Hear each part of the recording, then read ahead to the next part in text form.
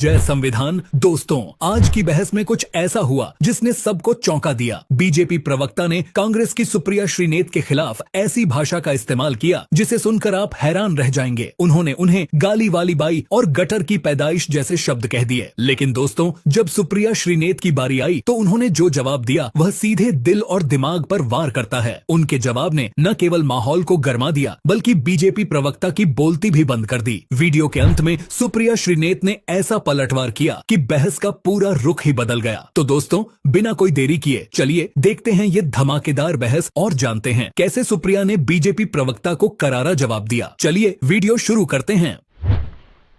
आइए देखते हैं, बैठन मजा आएगा। आज चर्चा ये की जा रही है कि क्या दिल्ली के अंदर करने लगी है पूरी भारतीय जनता क्या पार्टी। दिल्ली के अंदर बिहार मॉडल होगा जहां कोई आ जाए, एक नीतीश कुमार बने रहते हैं, या फिर यहाँ ओडिशा मॉडल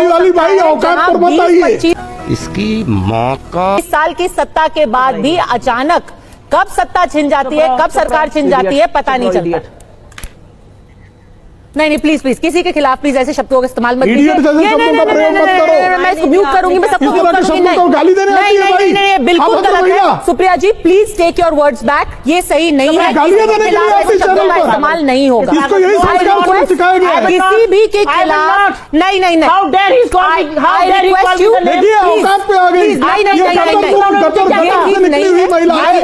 गटर की पैदाइश है। तेरा तो गेम बजाना पड़ेगा।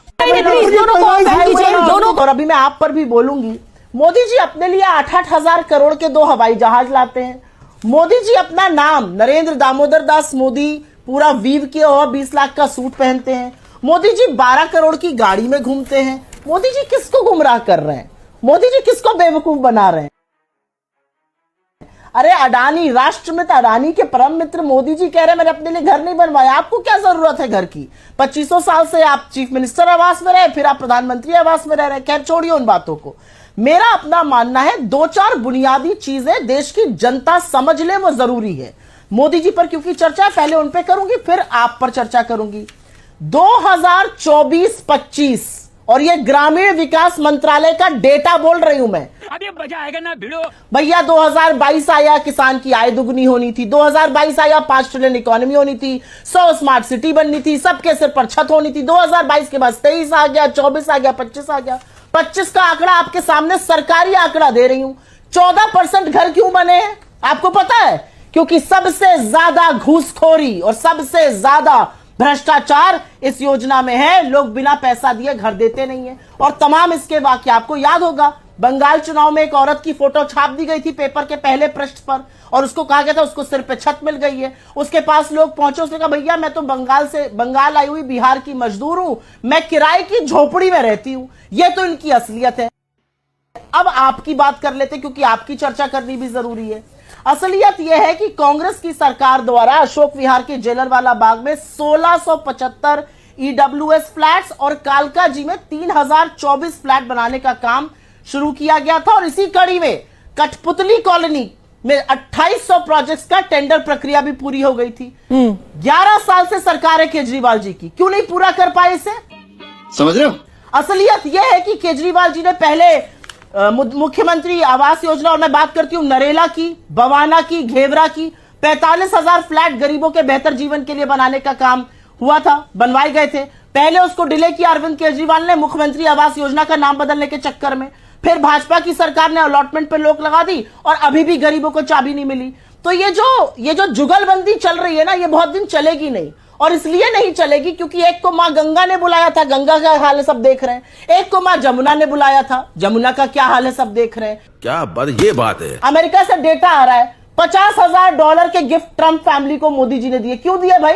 गीता देते, रामायण देते। अभी तो बात दिल्ली के चुनाव की हो रही है। अभी तो बात दिल्ली के चुनाव की हो रही है। आप जिल बाइडेन को इस बीच में नहीं लाते, उसका दिल्ली चुनाव से क्या लेना देना है? नहीं लाएंगे। मैं बताऊं क्या लेना देना है? ये देश का पैसा है। कोई आरएसएस ने चेक नहीं काटा है, कोई भाजपा के कोषाध्यक्ष ने वो हीरा नहीं दिया है। ये देश की जनता का टैक्स पेयर का पैसा है। तो क्यों नहीं इस पर बोला जाएगा? जिल बाइडेन को लाना जरूरी है इसमें। नहीं, क्योंकि जब आप इसको ले आती है तो ऐसा प्रतीत होता है कि दिल्ली के कांग्रेस के नेता सिर्फ अकेले लड़ रहे हैं आम आदमी पार्टी से, आप ज्यादा इंटरेस्टेड है भाजपा को घेरने में, प्रधानमंत्री को घेरने में। वो शीश महल को लेकर के, यमुना को लेकर के, जो कूड़े का ढेर हो रहा है उसको लेकर के आम आदमी पार्टी से सवाल पूछ रहे हैं। आप सवाल पूछ रहे हैं कि जिल बाइडेन को पैसा क्यों दिया है, जिल बाइडेन को कोई गिफ्ट क्यों दी है। लोग तेरे को बताते तेरी माँ की। नहीं, फिर आपने पता नहीं, मुझे नहीं लगता आपने मेरी आगे की बातें सुनी कि नहीं सुनी। मैंने अपने वक्तव्य की शुरुआत ये फोटो दिखाकर करी थी। ये जो फोटो है ना मोदी जी के हवाई जहाज का, 12 करोड़ की गाड़ी का, 16,000 करोड़ के हवाई जहाज का, ये जो फोटो है ना मोदी जी की, नरेंद्र दामोदर दास मोदी पूरा वीव के 20 लाख का सूट पहनते हैं, मैबैक का चश्मा लगाते हैं, मैंने इससे शुरुआत करी थी। तो बिल्कुल आप ये भ्रमित मत करिए गेस्ट को। जितने जिम्मेदार नरेंद्र मोदी इस देश को बर्बाद करने में, उतने जिम्मेदार अरविंद केजरीवाल दिल्ली की जनता की बर्बादी। ठीक है, तो दोनों ये बड़ी अच्छी बात कही आप। से पूछ लेते कोई हैं। भी संदेह नहीं। जिम्मेदारी आपकी भी है प्रेम शुक्ला। किसने फ्लैट बनाया, किसने बेचा? ठीक है, जितने में आप अपना घर बना रहे थे, प्रधानमंत्री निवास बना रहे थे, उतने में थोड़े और फ्लैट बना देते, कुछ 20-25 हजार फ्लैट्स बन जाते दिल्ली के अंदर। आपको प्रधानमंत्री निवास पे नहीं खर्च करना चाहिए था। क्या बना है? नहीं, प्रधानमंत्री निवास पे नया क्या खर्च हुआ है? मेरी समझ से परे है, क्या बताया जा रहा है? अभी बता दे। आम आदमी पार्टी किसकी बी टीम है ये सारी जनता जानती है। आम आदमी पार्टी के जाकर अलग अलग जगहों पर जहां पर उनका वजूद नहीं है, बीजेपी को हेल्प मिलती है, चुनाव लड़ते हैं। संघ के विचारक ने कल एक टेलीविजन चैनल पर बैठकर कहा है कि जब ये सारा अन्ना आंदोलन और केजरीवाल जी सब आंदोलन कर रहे थे, 40%, 50% लोग उसमें आरएसएस के थे, तो मैं क्यों बोलूं इस पर? सबको पता है बी टीम कौन है, किसकी है। तो मेरा मुंह मत खुलवाइए, किसकी बी टीम है, किसके लिए कौन काम कर रहा है। यहां पर बात हो रही है आतंकी हमलों की, थोड़ी सी भी शर्म नहीं आती है ना? 35 जाबाजों की शहादत हुई है जम्मू कश्मीर में। आपकी नाक के नीचे पिछले 2 सालों में 30 से ज्यादा आतंकी हमले हुए। शर्म नहीं आती है? जिस जम्मू में आतंकी हमला नहीं होता था, वहां पर भी सरकार बनने से पहले आतंकी हमले हुए, बस पे हमले हुए, डोडा में हमले हुए। किस तरह की बातें करते हैं? अरे भाई, ये भी तो जम्मू कश्मीर की बात कर रहे थे, तो आप उनको भी पूछती क्यों बात कर रहे थे? आप मुझसे पूछ रहे जम्मू कश्मीर की बात, वो भी तो दिल्ली। मैं बता दिल्ली की बात बता दिल्ली में रहा स्कूल था। के बाहर बम फटता है, ये आतंकी हमला नहीं है। दिल्ली पर नहीं है। दिल्ली में स्कूल के छोटे बच्चों के स्कूल के बाहर बम फटता है, ये आतंकी हमला नहीं है। दिल्ली में छोटे बच्चों के बाहर, स्कूल के बाहर बम फटे, दिल्ली में लड़की का रेप हो, दिल्ली में कैब में ड्राइवर रेप कर दे और भाग जाए दिल्ली छोड़कर, ये किसकी गलती है? आप मुझे बताइए। दिल्ली पुलिस किसको बचाने पर लगी रहती है? आप मुझे बताइए। नहीं, वो तो कह रहे हैं कि 2004 और 14 के बीच में जो हालत दिल्ली की थी उससे तो बेहतर ही है। वहां पर बाटला हाउस एनकाउंटर होता है, सीपी में सेंट्रल पार्क में बम फट जाता है, कनॉट प्लेस में एक मूवी हॉल के बाहर बम फट जाता है, लोग पकड़े जाते हैं बाटला हाउस के अंदर। उसके मुकाबले अभी क्या लॉ एंड ऑर्डर की स्थिति बेहतर नहीं है दिल्ली में? अच्छा, तो पुलिस भारतीय जनता पार्टी के अमित शाह के अंतर्गत आती है। वो तो कह रहे हैं बेहतर हुआ है लॉ एंड ऑर्डर का, क्योंकि वो कह रहे हैं पिछले 10 साल में हमने बेहतर किया है। तो सवाल कैसे बेहतर हुआ है? किसने बेहतर किया है? एक माइक लेकर चली जाइए सीपी में, अभी इसी समय चली जाइए और पूछिए दिल्ली कैसी थी और कैसी है अभी। लॉ एंड ऑर्डर पर भी पूछेगा, इंफ्रास्ट्रक्चर पर भी पूछिएगा, अपॉर्चुनिटीज पर भी पूछिएगा, इन्वेस्टमेंट पर भी पूछिएगा, हर चीज पर पूछिएगा।